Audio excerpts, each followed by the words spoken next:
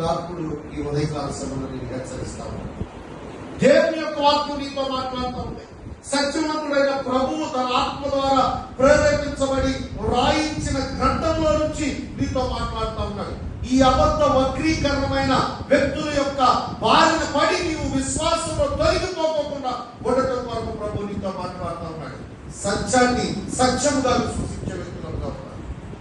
వాక్యాన్ని వాక్యముగా అంగీకరించే వ్యక్తులుగా ఉన్నారు.